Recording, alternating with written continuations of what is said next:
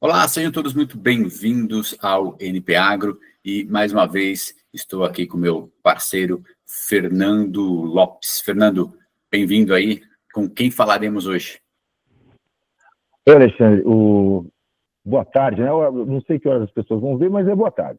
Então, a gente tem feito umas entrevistas muito bacanas, né? Eu acho, principalmente com economistas que conhecem muito a macroeconomia do agro, né? Estamos variando, mas a gente está com uma pegada forte nessa área. E hoje com a gente tem o prazer de receber o Fábio Silveira. Fábio Silveira, que é sócio-diretor atualmente da Macrosector, a consultoria dele. Tudo bom, Fábio? Boa tarde, Fernando. Tudo bem? Tudo ótimo. Fábio, obrigado por estar aqui conosco, por aceitar o nosso convite. Bom, você sempre ajudou muito a gente, né, ao longo das nossas próprias profissões aqui do lado do jornalismo agro. Todos os anos que eu passei no Valor e depois o ano que eu passei no Informando, você sempre me assessorou muito bem, me ajudou aqui a manter o trem no trilho. Então, e você está fazendo isso já há 40 anos. Então, a gente quer aproveitar essa sua experiência para entender melhor quais são, o que a gente pode esperar das grandes cadeias do agro em 2025. A gente vem de 2 anos difíceis, embora um ano mais difícil por causa de preços de insumos, preços de commodities, um outro ano mais difícil por causa de quebra de safra, mas, enfim, de qualquer forma, são 2, 3 anos tumultuados no setor, né? Isso acaba afetando muito receita, etc, etc. E agora, para 2025, a gente tem boas perspectivas. Então, começando, Fábio, eu queria trazer esse quadro de receita agrícola, que é um quadro tradicional seu, para que a gente possa analisar, a partir desse quadro, o que você está esperando para as principais cadeias do agro em 2025. Fica à vontade. Obrigado. Obrigado, Fernando. Pois então, meus caros amigos, depois de uma evolução lenta em 2024, quando a renda agrícola ficou estável em relação a 2023, quer dizer, houve pouca evolução de preço, pouca evolução de produção, o segmento do agronegócio, em 2025, já pode operar com um cenário mais favorável, já que temos em marcha um processo de expansão da oferta, aumento da produção de grãos e de culturas, produção de culturas permanentes, previsto já para 2025, e uma melhora de preços no mercado doméstico, em particular, preços do milho e do café. Preços esses que, sem dúvida, os preços agrícolas, como outros preços de produtos comercializáveis, digamos assim, que é um conceito macroeconômico, é um conceito econômico, esses produtos comercializáveis, os produtos agrícolas, têm um cenário um pouco melhor do que tiveram em passado recente. Então, como eu já disse, o preço de milho aponta para uma melhora no mercado internacional em dólar, em função de escassez, né? Atualmente, o preço do milho apresenta uma boa aceleração, e também o preço do café, que subiu bastante em passado recente, e está beneficiando os produtores em escala mundial e em escala nacional, evidentemente. O Brasil é o maior produtor de café. De qualquer forma, deixa eu só te interromper um segundo, Fábio. Por favor. Porque eu acho que é muito importante os destaques que você está fazendo do ponto de vista de preço de milho, de café, mas, de qualquer forma, a grande estrela é a soja, muito pela recuperação do volume de produção também. Né? Exatamente, isso que eu ia colocar. A gente estava falando do mercado internacional, com bons preços no mercado internacional de café e de milho, né? E os preços de soja no mercado internacional até que não evoluíram tanto, eles estão relativamente enfraquecidos, tá? No mercado internacional, com uma expectativa de melhora no segundo semestre. Mas, para o produtor brasileiro, o preço da soja no mercado doméstico, ele apresenta um cenário melhor em reais, em função da alta do dólar. Né? É bom a gente acentuar isso, né? Mostrar que o dólar é uma componente fundamental na formação de preços domésticos. O dólar médio este ano deve subir algo em torno de 12%, 13%. Na média, tende a ficar em torno de R$ 6,00 por dólar, e isso vai favorecer, aí você já puxou antes, a receita agrícola de soja, que é a grande estrela do agronegócio brasileiro. Não terá em dólar uma alta de preço importante, mas terá uma alta de preço em reais importante e terá uma produção também relevante em 2025. Portanto, a colheita de soja agora, no começo deste ano, vai proporcionar uma receita ao agronegócio bastante importante. A gente, vamos dizer, já pode até, entre aspas, contar com essa receita, porque a colheita, salvo um problema climático que a gente não espera, a colheita de soja será acompanhada por preços razoáveis, depois a de milho também será bastante importante, e a do café, em meados do ano, deve também proporcionar uma injeção importante de receita de reais para as lavouras, e aí beneficiando não só esse conceito caro aí que a gente tem de porteira para dentro, mas as cadeias produtivas ligadas aos grãos e ao café, principalmente. É lógico que preço de açúcar, preço de algodão, de outras culturas também serão favorecidos por essa alta do câmbio, mas as estrelas eu diria que são o milho e o café pela alta de preço no mercado internacional e a soja pelo aumento de produção e na safra deste ano, na colheita deste ano. Isso deve proporcionar, somando todos os produtos das lavouras de grãos e de lavouras permanentes, uma receita na ordem de 1,1 trilhão de reais. É um valor bastante expressivo, valor na esfera do comércio, é claro, esse 1,1 trilhão de reais contra 950, 970 bilhões de reais, que foi a receita agrícola das lavouras brasileiras no ano passado, deve proporcionar uma receita adicional este ano da ordem de 13%, 14%. É uma injeção importante de recursos que não houve no ano passado. Em 2024, essa receita ficou estável. Então, dá para se ter uma ideia de um setor importante quando ele tem um crescimento de receita de 13%, 14%. Tira 4% de inflação, você tem um aumento real de receita da ordem de 10%.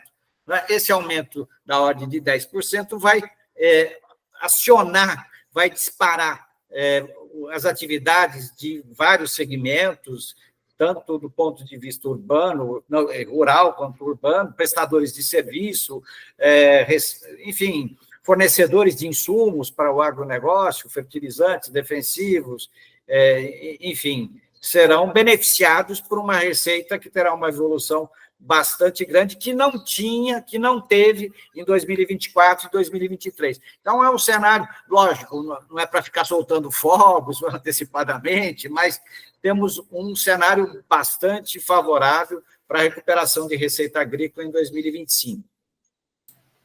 E, Fábio, você diria que essa situação, essa conjuntura atual que a gente está vivendo, que a gente retorna um pouco, volta a colocar o pé no chão, porque nos últimos anos, assim, tirando o ano passado, que teve uma queda tal de preço, mas desde a pandemia, a gente viu os preços das commodities dispararem, ou seja, subiram demais no mercado e, assim, o agronegócio, obviamente, se beneficiou disso, Depois, agora, o ano passado, a gente teve essa queda nos preços, e aí muita gente que se alavancou, sentiu um pouco, enfim, teve todas as consequências que a gente já tá acostumado. Esse ano de 25 é um pouco a volta à realidade, uma acomodação para ser algo que era pré-pandemia? Sim, Alexandre, de certa maneira, sim, porque vamos, neste ano, trabalhar com um pouco mais de tranquilidade financeira, digamos assim, já que a receita vai, no ano de 2025, começar a entrar de maneira mais importante nas lavouras do centro-oeste, da região sul do país. Então, isso já vai trazer um pouco mais de tranquilidade para pensar melhor nas colheitas das culturas permanentes, que ocorrem agora em meados do ano, e se preparar para uma safra mais organizada, mais pensada, mais planejada de 2026. Né? Quer dizer, é sempre bom a gente ter em mente que a receita agrícola de 2025, em grande medida, ela vai se transformar em receita para o produtor já no primeiro semestre de 2025, né? Porque você já tem mais ou menos dada a produção, os preços mais ou menos balizados no mercado internacional e nacional, você já pode trabalhar com uma estimativa melhor do ponto de vista operacional e tributário, né, se for o caso, quando se aplicar. Então, nós teremos um primeiro semestre, do ponto de vista de planejamento, mais favorável para esse planejamento. Né? E eu entendo também que o ano passado nós tivemos bastante volatilidade, o dólar subiu muito, e para 2025, eu vejo que o dólar pode voltar para R$6, né? Que é o nosso cenário, R$6 a partir de meados deste ano, ou até um pouco antes, e ficar relativamente estável em 2025.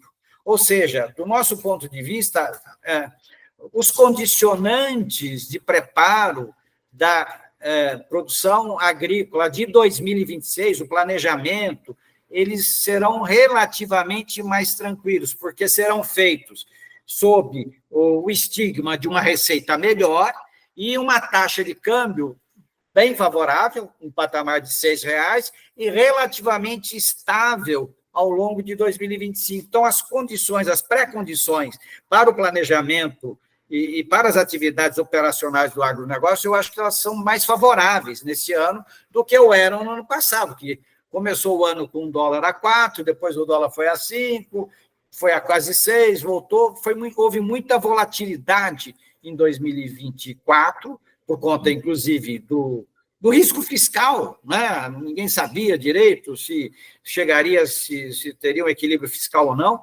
Parece que há um maior empenho, né, do governo em buscar esse equilíbrio fiscal. O resultado operacional das contas públicas de dezembro foi bom, né? Isso ajudou o dólar a ficar relativamente estável, né? Caiu para 5,8, mas isso está ligado um pouco mais à questão internacional, ao governo Trump, etc.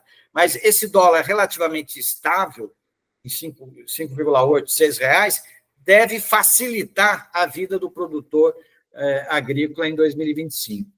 Não sei se eu respondi, eu dei a ideia mais clara para você, Alexandre, mas é um pouco por aí.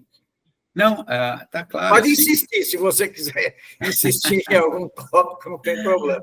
Não, claro, é que, na verdade, esse cenário de preços, né, de grãos, principalmente de mercado, assim, o dólar estável, ok, os preços de fertilizantes, né, de insumos, de modo geral, também relativamente estáveis e sob controle, mas a gente tem uma coisa que a gente não via já há algum tempo, que era também uma certa estabilidade nos preços, né, internacionais. Ou seja, o mundo volta a trabalhar, né, o agronegócio volta a trabalhar dentro de um mundo em que as coisas estão um pouco mais previsíveis. Você não tem uma expectativa de preço, uma disparada de preço, a não ser que, obviamente, aconteça alguma coisa inesperada. Como você falou bem, o dólar também está sob controle e os insumos, né, esses três elementos estão mais ou menos controlados. Por isso que eu perguntei se a gente volta a uma realidade um pouco mais parecida com antes da pandemia, que é quando houve essa disparada de preços que a gente viu no mercado internacional. De certa forma, sim.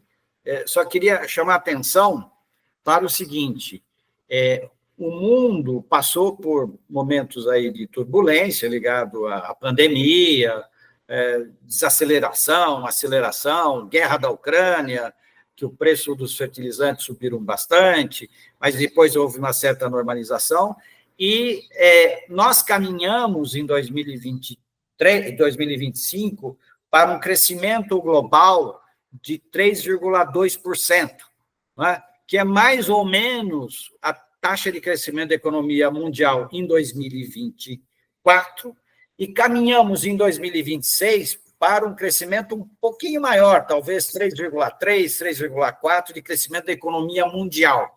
Então, são anos sucessivos sem turbulências, sem grandes marolas, né? Apesar dos sustos e sobressaltos que o Trump está provocando, né?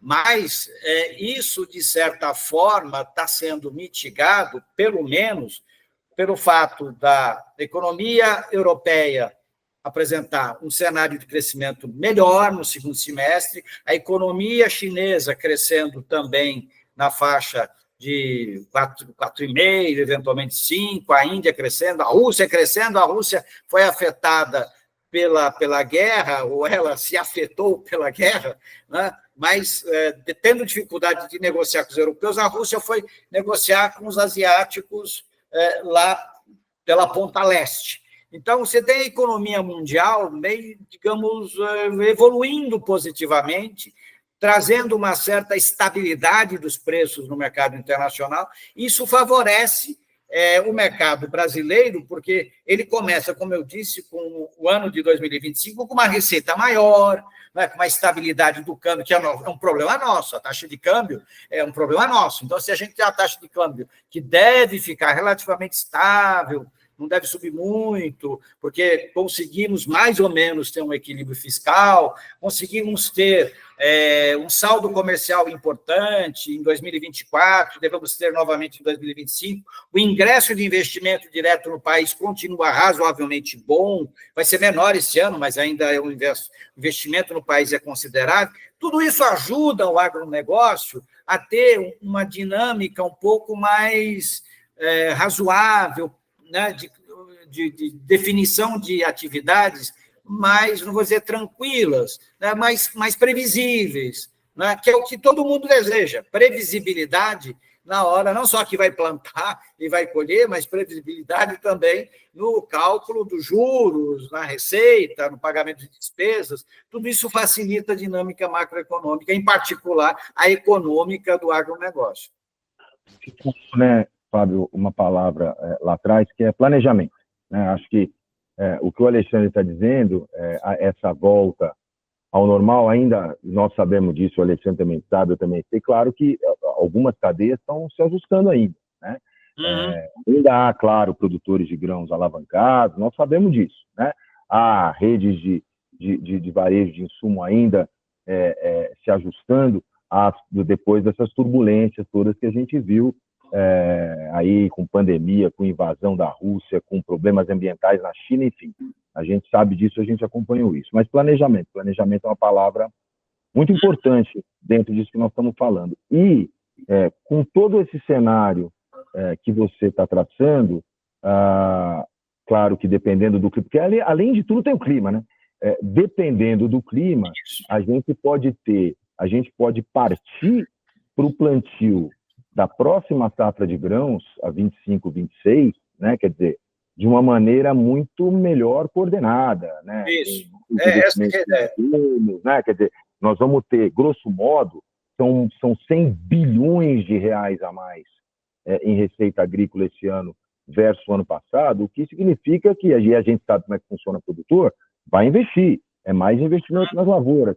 Com relações de troca, graças a esse melhor comportamento dos preços dos insumos, né, com relações de troca favoráveis ao produtor, ou seja, se tudo correr bem, não tiver nenhum tufão, né, o Neymar fizer 3 gols, se tudo for em ordem, nós podemos partir para a próxima safra com realmente uma safra de um crescimento planejado, né? Isso. Isso se aplica particularmente, agora, se falou em relação de troca, se aplica à produção de milho, por exemplo. que a relação de troca está bastante favorável para o milho, né? Então, nós teremos um planejamento da segunda safra, enfim. O milho tem um cenário, o produtor de milho tem um cenário bem mais favorável, com preços subindo no mercado internacional, em dólar, com preços aqui bastante bons no mercado doméstico, e ele podendo planejar sua safra, o seu plantio de milho ainda este ano. Assim como os tratos culturais do produtor de café, né, no segundo, a colheita, os tratos culturais, etc., poderão ser bem mais, não vou dizer tranquilos, bem mais manejáveis, não é? de serem feitos em 2025, quando ele está com uma receita muito boa, né? Ele tem condições de parar para pensar, de fazer planilhas, de fazer planejamento mais ousado, coisas dessa natureza. Ele não tem que sair cortando gastos, né, de cafezinho, produtor de café cortando gastos de cafezinho na sua empresa, né? Então, eu acho que é um cenário bem mais benigno, não é? Agora, para o produtor de café, e de outras culturas também. Eu diria que a cana, em boa medida, pode também, apesar do preço que cedeu um pouco em dólar, ter algum benefício no segundo semestre. Enfim, de maneira geral, é um ano de planejamento mais favorável, de condições de planejamento mais favoráveis em 2025 do que foi em 94, em 2024, quando você tinha dólar subindo muito rapidamente, você tinha volatilidade no mercado internacional, você teve problemas de safra aqui no Brasil, quebra de safras. É lógico que a gente não consegue. Estamos tentando, todo mundo tenta prever as anomalias climáticas, né? Mas é um pouco mais difícil, né, a gente ter algum modelo de previsão para isso. Mas, tirando problemas climáticos mais sérios, eu diria que é uma safra com condições de planejamento bem mais manejáveis, né? Com uma receita, como eu disse, e como você frisou, 100 bilhões de reais a mais nas cadeias produtivas do agronegócio, beneficiando tanto a esfera rural como a esfera urbana, tá? Prestadores de serviços. É muito interessante isso. Quando cresce a receita agrícola, lá no Mato Grosso, evidentemente, o Mato Grosso tem uma receita agrícola maior, os prestadores de serviços do Mato Grosso são beneficiados, e todo o Centro-Oeste, de maneira geral. Então, é uma interiorização da renda, né, em diferentes áreas do país. Agora, tem sempre, claro, tem uma contrapartida, tem um outro lado da moeda nessa discussão que a gente está tendo, e, Alexandre, se você me permite, eu queria encaminhar a última parte da nossa entrevista para na direção da inflação dos alimentos, né? Quer dizer, então, não se fala em outra coisa. Quando se fala em agro hoje, para falar que os alimentos estão caros, tem algumas coisas caras, o café é o vilão da inflação, a carne subiu demais, o óleo de soja subiu demais e, de repente, ali o governo já está com medo do efeito disso em biodiesel. Inflação dos alimentos está na pauta do dia. Todo esse cenário que nós estamos conversando aqui, em alguma medida, é de preços mais sustentados mesmo, né? Claro que nós estamos falando aqui de receita agrícola bruta, né? Nós estamos falando dentro da porteira, nós não estamos falando do preço que a gente paga no supermercado pelos alimentos, e aí há um caminho longo para chegar lá, né? É que agora não dá tempo, senão eu ia dizer aqui quanto custa uma saca de 60 quilos de um grão e quanto é que você vai comprar 1 quilo desse grão no supermercado, né? A gente sabe que a diferença é abissal, mas de qualquer forma, temos a inflação dos alimentos. Juros elevados no Brasil, que não depende de agro, tem influência sobre a inflação dos alimentos. O produtor tem que investir, certo? O produtor ele não fica sentado, para produzir ele tem que investir. Juros elevados já tem influência. Câmbio também influencia. Dólar alto influencia a inflação dos alimentos, o produtor não é dono da direção do câmbio aqui, mas paga um pouco por isso também, até porque os nossos insumos defensivos, fertilizantes, sementes, têm preço dolarizado, a gente importa muito dos nossos insumos, né? Então, não é simplesmente, o dólar está interessante, nós vamos exportar mais. Não é, o custo de produção já aumentou, se o dólar fica alto. Então, você tem todos esses fatores que acabam colaborando para que os alimentos subam né, no atacado, subam no varejo.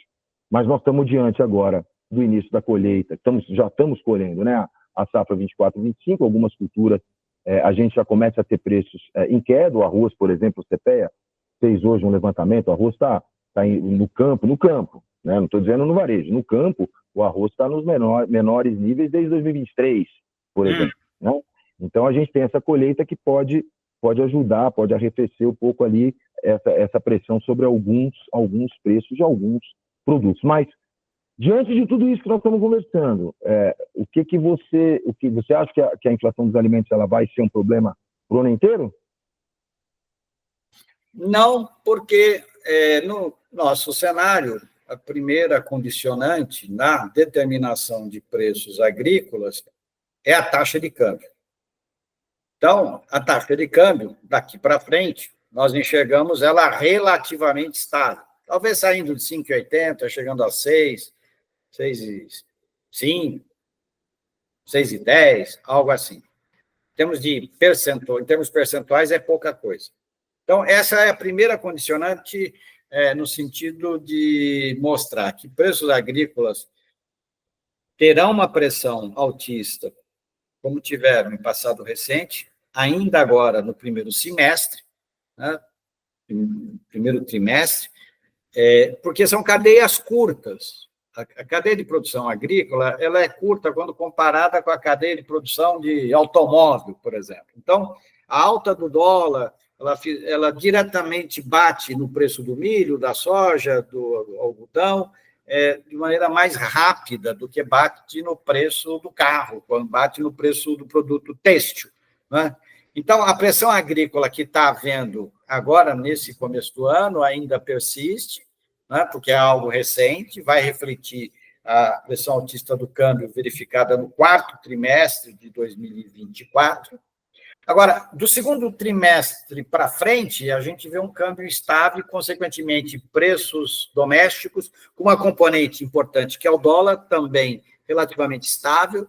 Como eu disse, o preço da soja no mercado internacional não aponta para aceleração, para alta, né? Então não vai vir da soja uma pressão altista significativa, deve vir alguma pressão do milho, mas, como eu disse anteriormente, o câmbio vai segurar um pouco essa alta de preço. Alguns outros produtos agrícolas poderão ter algum espasmo de alta, né? Mas eu acho que são eventos de curto prazo, né, que o mercado vai regular.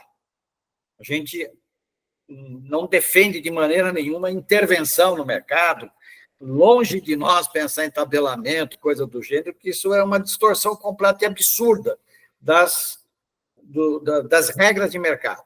Então, vai ter, sim, um pouco de pressão agrícola no começo desse ano, um pouco mais de pressão em outros produtos, mas depois essa pressão tende a arrefecer, tende a ficar relativamente sob controle, por causa de um câmbio que é bastante favorável para o exportador, bastante favorável para o produtor agrícola, para o exportador de grãos e culturas permanentes, de produtos de culturas permanentes, portanto, essa inflação acumulada, que hoje gira em torno de 5%, 4,5%, 5%, ela não vai passar desse patamar, né? Poderia passar, ir para 5,5%, 6%, mas a gente não vê um descontrole de preços à vista, não tem uma desorganização do mercado de preços. Tem, sim, preço elevado, que a gente entende que vai ser corrigido pelo juro elevado. Não tem jeito. Né? Você tem um juro elevado exatamente para forçar uma baixa de preços domésticos, por um equilíbrio que deve se instalar, na nossa maneira de ver, no meados desse ano. Né? Mas o juro está elevado para comprar insumos, para fazer o planejamento agrícola. Ok, mas também tem uma receita melhor esse ano para planejar o manejo e a realocação desses juros, para negociar com os bancos condições melhores de financiamento. Exatamente porque você tem uma receita agrícola mais folgada, coisa que não tinha no ano passado. né, ou mesmo em alguns anos anteriores. Então, eu diria que há boas condições de planejamento, que não pode ser feito no curtíssimo prazo, a jato, né, que a gente, no Brasil, tem um pouco essa ideia, né, de na hora H a gente resolve. Não é. Tem que resolver, começar desde agora, sabendo que você tem mais adiante condições favoráveis para lidar com esses juros elevados.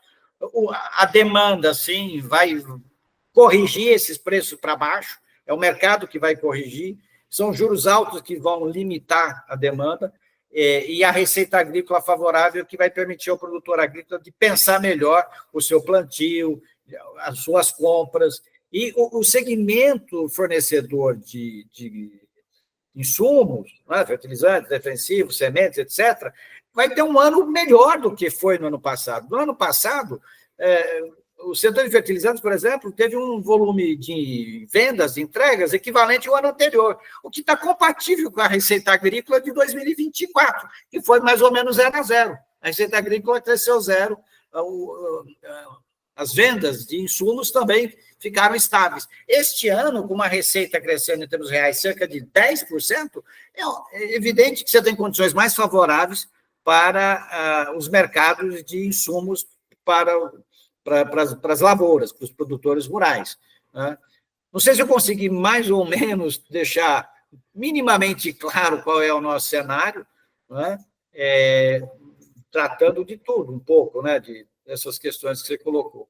Deixa só fazer uma pergunta. Você falou nesse aumento da receita agrícola, que deve certamente ajudar no planejamento, vai dar um poder de negociação ao produtor um pouco bem maior do que foi no ano passado. Você acha que essa receita maior também, ela de certa forma contribui com uma provável escassez no crédito? Porque depois da onda de recuperações judiciais do ano passado, o que a gente tem escutado é que, além de mais caro, obviamente, por conta dos juros, a disponibilidade do mercado financeiro, né, CRAS e essas novas ferramentas, elas tendem a dar uma secada por conta do que aconteceu ano passado.